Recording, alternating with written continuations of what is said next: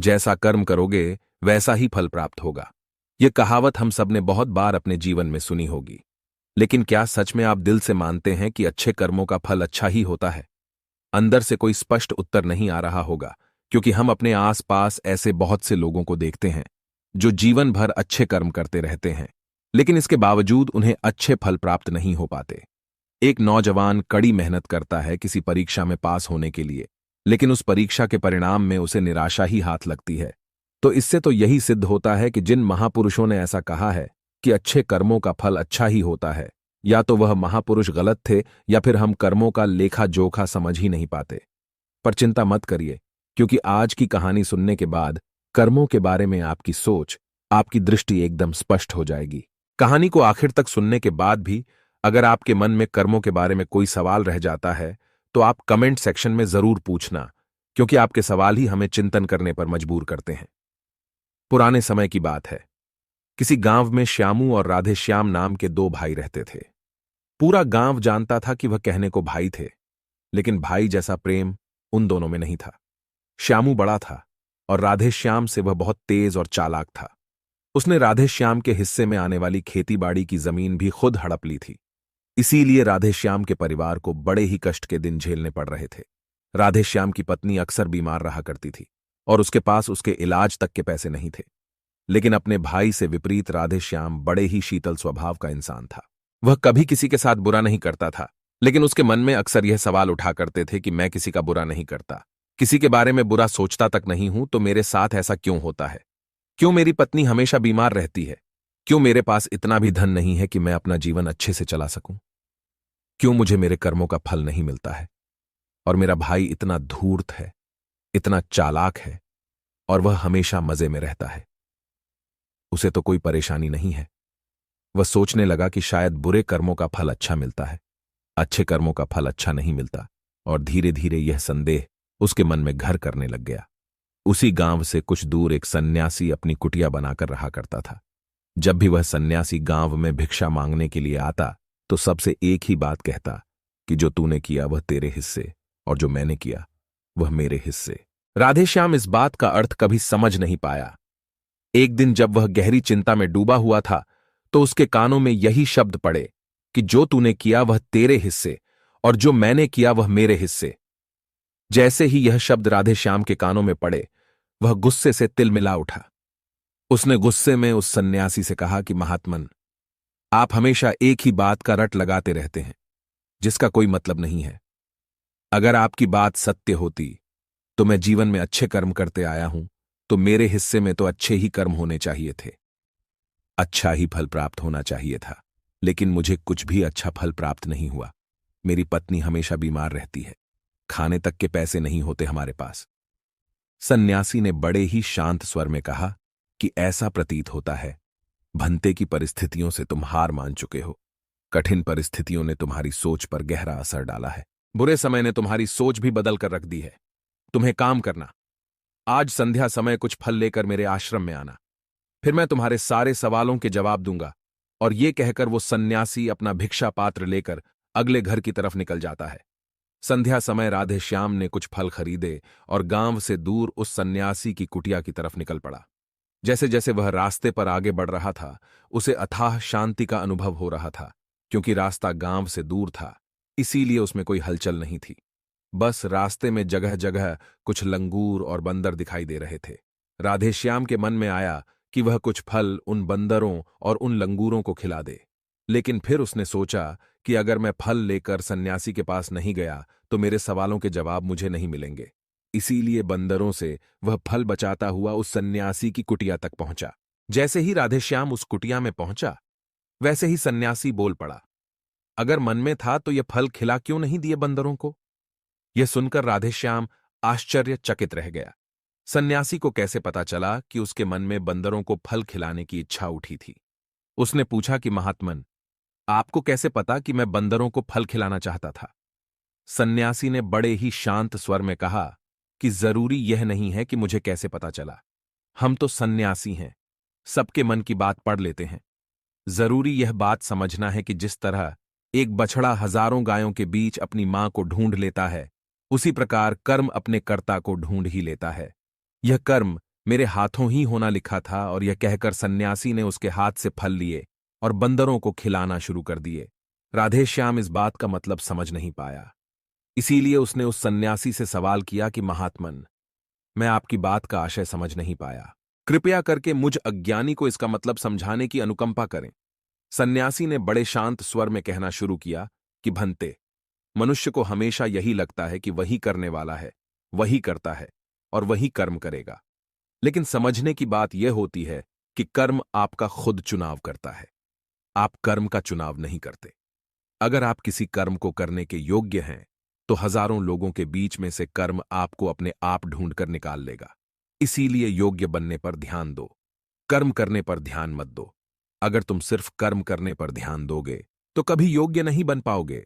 योग्य बनने के लिए जिन कर्मों की आवश्यकता होती है, पहले उन छोटे छोटे कर्मों को करना शुरू करो।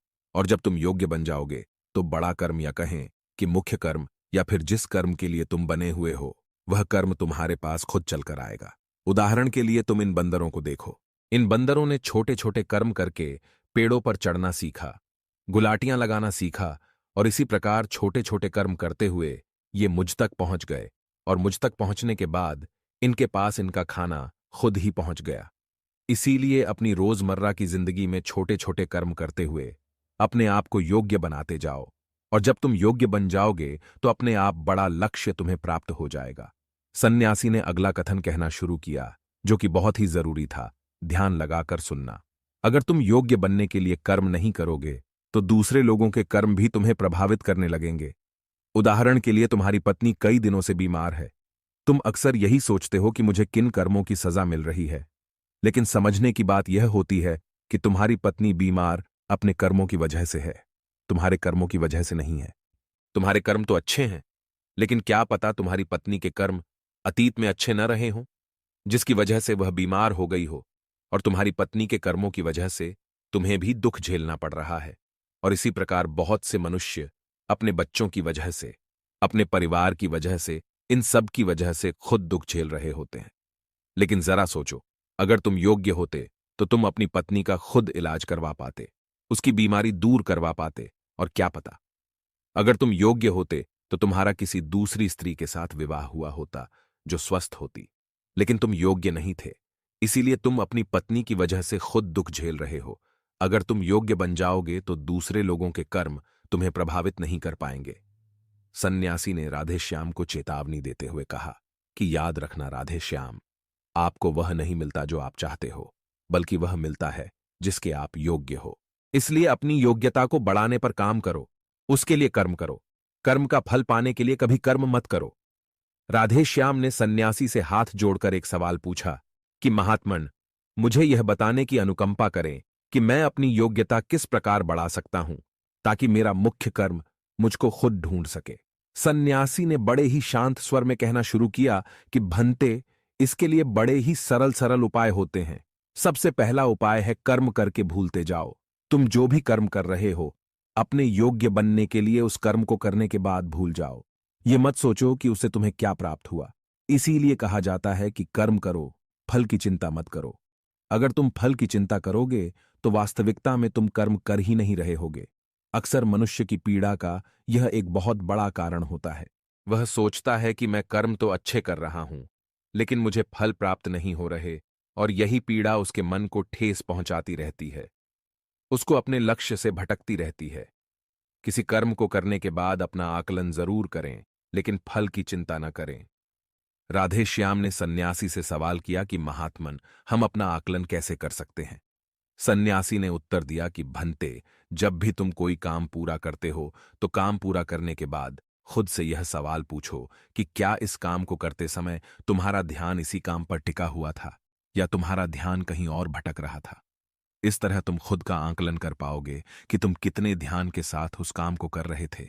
और जितने ध्यान से तुम किसी कर्म को करोगे, उतनी ही तुम्हारी योग्यता बढ़ती जाएगी। और अगर तुम यूं ही बस पूरा करने के लिए किसी कर्म को करते रहोगे, तो उस कर्म से तुम कभी भी योग्य नहीं बन पाओगे।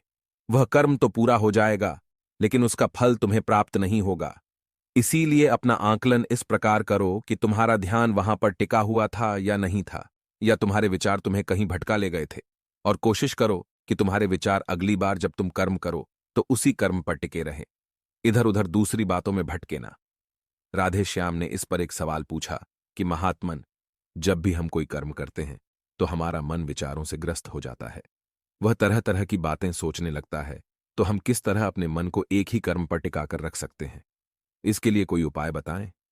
सन्यासी ने इसका उत्तर देते हुए कहना शुरू किया कि भंते, जब भी तुम किसी कर्म को करते समय अपना पूरा भाव उसमें डाल देते हो तो तुम्हारे विचार उसी कर्म पर केंद्रित रह सकते हैं।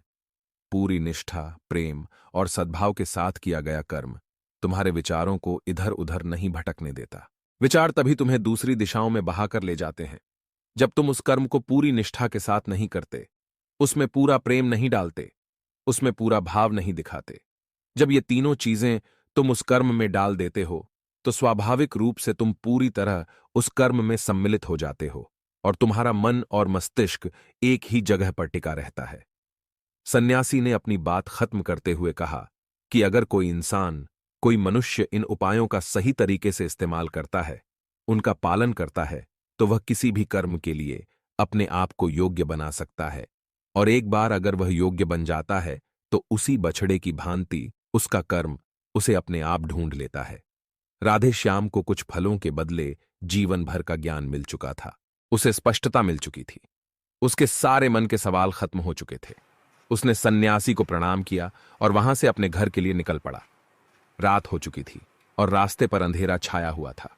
वह इन बातों के बारे में विचार करता हुआ अपने घर की तरफ निकल पड़ता है। दोस्तों, आपने आज के इस वीडियो से क्या सीखा, वह मुझे आप कमेंट में बता सकते हैं। इसी के साथ में उम्मीद है कि आपको आज की वीडियो पसंद आई होगी, तो इस वीडियो को उस इंसान को शेयर करें जिससे यह कहानी सुनने की जरूरत है, और उसी के ठीक बाद चैनल को सब्सक्राइब करें। तो चलिए फिर मिलते हैं ऐसी एक और नई वीडियो में एक नए मैसेज के साथ। तब तक के लिए अपना ख्याल रखें। धन्यवाद और नमो बुद्धाय।